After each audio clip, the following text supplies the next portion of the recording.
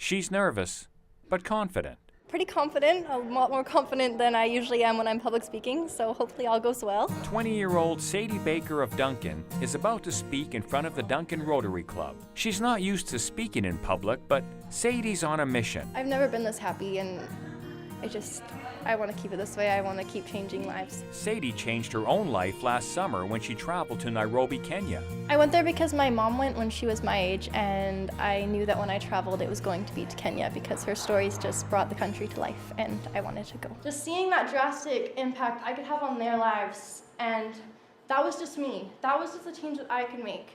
And I thought about the change that could be made if I had the support of my community. The trip was arranged through International Volunteer Headquarters, who randomly placed Sadie at an orphanage by the name of Destiny. I ended up being at Destiny, which was destiny. Sadie admits before her trip she was very self-centered and materialistic. Feeling very unfulfilled, and I just needed to make a difference in my life, and I knew that that would have a good chance of doing that for me.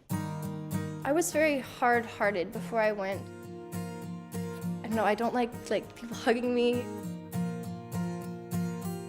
I don't know, it melted me, you know, it melted all those walls. That's just the effect that they have on people. They cure you with love, and it's so wonderful.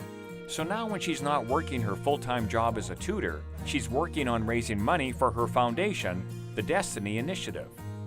They were so skinny when I went there, and they don't have enough to eat. They just have enough so they don't die, essentially. They don't have enough where they're going to actually be able to develop healthy bodies. They didn't have the money to buy fresh vegetables all the time. They were eating moldy vegetables, and they had to cut the mold off. Many of the children at the orphanage are there because they've lost their parents to the AIDS epidemic. As I was there, I kind of saw how they could be happy in that because they still had each other, and they had family, and they had that connection. The older people there, they will frown at you because you're white, and these kids, they don't care that you're white. They don't care where you come from. They just want to give you love, and they just want to be loved. And I think it was just that unconditional love that taught me so much and made me want to really help them flourish in life so that they could share that when they were older and change the generational outlook for the future. Sadie's hoping to raise enough money so that the orphanage can purchase a small plot of land. And they will live together on this land, and they'll raise animals and grow crops and essentially become a self-sustaining community within themselves. I think it's fantastic to see someone that young be interested in helping others out.